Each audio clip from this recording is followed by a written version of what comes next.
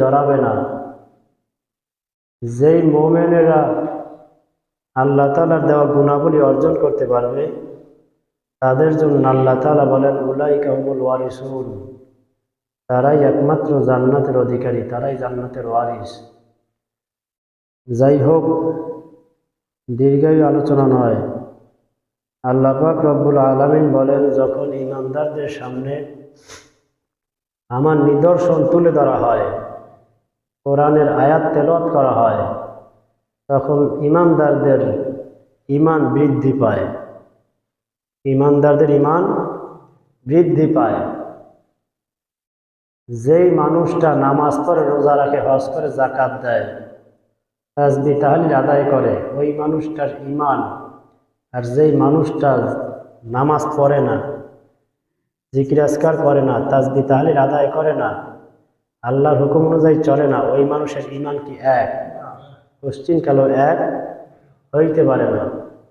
মুখে মুখে আমরা দাবি করি আমরা ঈমানদার, আমি মুমিন, কিন্তু ঈমানের কোনো রং, ঈমানের কোনো ঢং, ঈমানের কোনো আকার, ঈমানের কোনো বাহ্যিক কোনো কিছু আমার মধ্যে দেখা যায় না, শুধু মুখে আওরানি। প্রকৃত ঈমানদার আমি হইতে পারি না। আর এই ঈমানদারের জন্য কোনো সুসংবাদ নাই। যে ঈমানদার সে মুখে বলবে, অন্তরে বিশ্বাস করবে, কাজে পরিণত করবে, তার জন্যই আল্লাহ তাআলার জান্নাতের সুসংবাদ। আল্লাহ পাক রব্বুল আলামিন বলেন উলাইকা হুমুল মুমিনুনাল হাক্ক, এরাই হইল প্রকৃত মুমিন। আল্লাহ বলেন লাহুম দারাজাতুন ইনদা রাব্বিহিম ওয়া মাগফিরাতুন ওয়া রিজকুন কারীম। যারা প্রকৃত মুমিন হবে তাদেরকে আল্লাহ তাআলা মর্যাদা বাড়ায় দিবেন, আর যারা মুনাফিক তাদের মর্যাদা আল্লাহ বাড়াবেন না। মুনাফিক পদে পদে গাড়ে পথে অপমানিত লাঞ্ছিত হবে। বুঝাইতে পারি না? যারা মুনাফিক গাড়ে পথে পদে পদে লাঞ্ছিত, অপমানিত, অপদস্থ হতেই থাকবে। আর যারা ঈমানদার মুমিন তাদের মর্যাদা আল্লাহ বাড়ায় দেবেন। ওয়াদাকার আল্লাহ। আল্লাহ তাআলা বলেন লাহুম দারাজাতুন ইনদা রাব্বিহিম, আমি আল্লাহ প্রকৃত ঈমানদার যারা তাদের মর্যাদা বাড়ায় দেব। ওয়া মাগফিরাতু, এবং তাদের জীবনের সব গুনাহ খাতা আমি আল্লাহ মাফ করিয়া দিব। ঈমানদার বান্দা আল্লাহর ইবাদত বন্দি করতে গিয়া, রাসূলের আদর্শ অনুযায়ী জীবন চালাইতে গিয়া ভুল ত্রুটি হয়ে যাবে। সেই জন্য আল্লাহ তাআলা বলেন এই ঈমানদার যথাসাধ্য চেষ্টা করে 5 ওয়াক্ত নামাজ পড়া, আমি আল্লাহর শরীয়ত অনুযায়ী চলা, রাসূলের আদর্শ অনুযায়ী জীবন চালাবার বান্দা চেষ্টা করে, ইসলাম হুকুমত কায়েম করার জন্য বান্দা দৌড়ায়, এই বান্দার ভুল ত্রুটিগুলো আমি আল্লাহ তাআলা মাগফিরাতু, ক্ষমা করিয়া দেই, ওয়া রিজকুন কারীম, আমি আল্লাহ তাআলা ওই বান্দার জন্য সম্মানজনক জীবিকা দান করি। সম্মানজনক জীবিকা কোথায়? জান্নাত। দুনিয়ার সম্মান সম্মান না। দুনিয়াতে মানুষের ভয়ের ঠেলা সম্মান করে নাকি? ভয় তো মানুষ সম্মান করে, প্রকৃত সম্মান না নাকি? লজ্জায় পড়েও সম্মান করে, কিন্তু প্রকৃত সম্মান তাকে করে না। কিন্তু লোক চক্রের মানুষটা একটু কি সম্মান করে, সালাম দেয়, কিন্তু প্রকৃত মনে মনে কিন্তু গালি দেয়। মনে মনে কি করে? গালি দেয়। উপর দিয়ে ঢেকানো সম্মান করে, কিন্তু না। আর যারা ঈমানদার তাদেরকে সম্মান আল্লাহ তাআলা উপর থেকে বাড়ায় দেয়। মুনাফিকের সম্মান বাড়াইতে নাম লেখা লাগে না, ঈমানদারের সম্মান বাড়াইতে নাম লেখা লাগে না। মুমিনের মুনাফিকের সম্মান বাড়াইতে নাম লেখো, বড় করিয়া, বড় করে নাম লেখো। আর ঈমানদারের নাম লাগে না সম্মান বাড়াইতে, কারণ ওটার মর্যাদা কে বাড়ায়? আল্লাহ।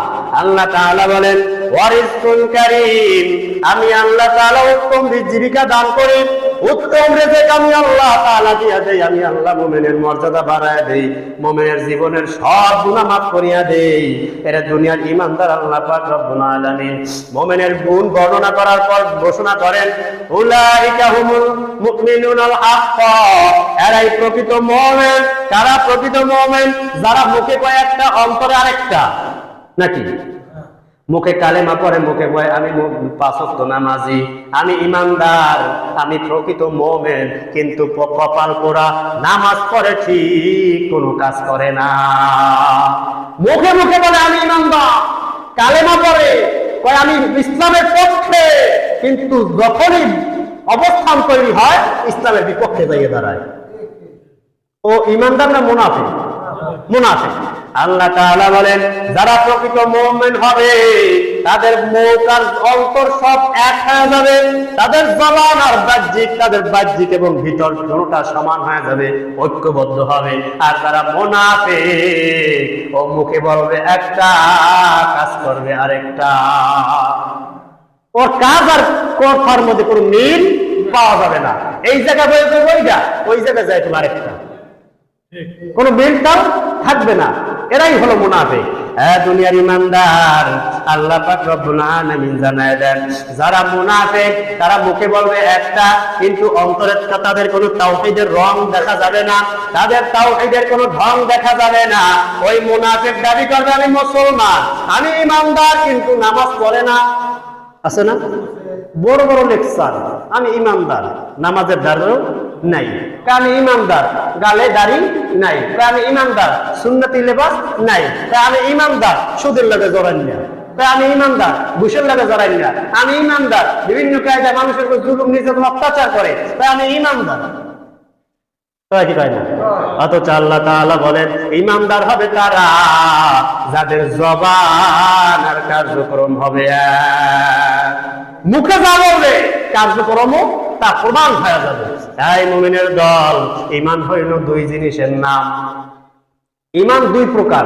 হাসান বসরি রাহমাতুল্লাহি আলাইহি এক ব্যক্তি আসিয়া জিজ্ঞেস করেন, এই হাসান তুমি কি ঈমানদার? তখন হাসান বসরি ডাক দিয়া বলে, ভাই ঈমান দুই প্রকার। ঈমান কয় প্রকার? দুই প্রকার। হাসান বসরি ডাক দিয়া বলেন, ভাই তোমার প্রশ্নের উদ্দেশ্য যদি হয় এইটা যে আমি আল্লাহকে বিশ্বাস করি কিনা, আসমানি কিতাবের প্রতি আমার বিশ্বাস আছে কিনা, আল্লাহ যে কিতাব নাজিল করেছেন কিতাবের প্রতি আমার বিশ্বাস আছে কিনা, নবী রাসূল যে পাঠাইছেন আল্লাহ এই নবী রাসূলের প্রতি আমার বিশ্বাস আছে কিনা, আখিরাতের প্রতি আমার বিশ্বাস আছে কিনা, কবরের প্রতি আমার বিশ্বাস আছে কিনা, জান্নাত জাহান্নামের প্রতি আমার বিশ্বাস আছে কিনা, যদি তোমার প্রশ্নের উদ্দেশ্য হয় এইটা, তবে তুমি শুনিয়া নাও আমি মুমিন।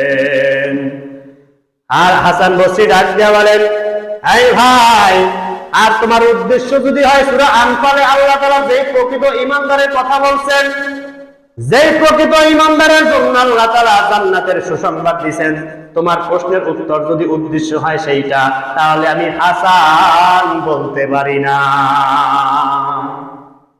আমার জানা নাই যে আমি সেই গুণের গুণান্বিত হইতে পারছি কিনা। তার অন্তরের মধ্যে ভয়, আমি ঈমানদার হইতে পারলাম কিনা, তার চোখে পানি যে আমি মুমিন হইতে পারলাম কিনা। সে স্লোগান দিয়া বেড়ায় না আমি ঈমানদার, কি কয় না, সে স্লোগান দিয়া বেড়ায় না যে আমি মুসলমান, আমি ঈমানদার। নামাজ না পড়লে কি হয়েছে বেটা? ঈমান ঠিক আছে। নামাজ না পড়লে কি হয়েছে? ঈমান পুরো পোক্ত ঈমান। ইসলামের বিপক্ষে দাঁড়াইলে কি হয়েছে? ঈমান পোক্ত। আমার যে তাহাইও ভাঙতে না, বুঝাইতে পারি নাই। ইসলামের বিপক্ষে দাঁড়াইলে কি হয়েছে? ঈমান পুরো পোক্ত। চেল চালাই জান্নাতে চলে যাইবে, এমনি চেল চালাইয়া জান্নাতে যাইবে, কনফার্ম জান্নাতি। দুনিয়ার ঈমানদার আল্লাহ পাক রব্বুল আলামিন বলেন যারা প্রকৃত ঈমানদার তাদেরকে আমি আল্লাহ তিনটা ওয়াদা করলাম তাদের জন্য। এক নাম্বার ওয়াদা লাহুম দারাজাতুন ইনদা রাব্বিহিম, আমি আল্লাহর পক্ষ থেকে তাদের মর্যাদা বাড়ায়া দিব। ওয়া মাগফিরাতু, তাদের জীবনের গুনাহ খাতা maaf করিয়া দেব। ওয়া রিজকুন কারীম, উত্তম জীবিকা আমি আল্লাহ তাআলা তাকে দিব।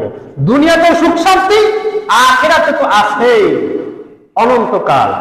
দুনিয়ার ইমানদার, আল্লাহ পাক রব্বুল আলামিন বলেন, ইন্নাল্লাহা আশতারা মিনাল মুমিনিনা আনফুসাহুম ওয়া আমওয়ালাহুম বিআন্না লাহুমুল জান্নাহ ইউকাতিলুনা ফি সাবিলিল্লাহ فيقتلون ويقتلون وعدا عليه حقا في التوراة والإنجيل والقرآن ومن أوفى بعهده من الله فاستبشروا ببيعكم الذي ببايعتم به وذلك هو الفوز العظيم। আল্লাহ তাআলা বলেন সূরা তাওবার 111 নম্বর আয়াতের মধ্যে, ইন্নাল্লাহা আশতারা মিনাল মুমিনিনা আনফুসাহুম, আমি আল্লাহ মুমিনদেরকে বিক্রি করে দিলাম। কি করছে? মুমিনদেরকে বিক্রি করে দিলাম, মুমিনদের থেকে আমি ক্রয় করে নিলাম।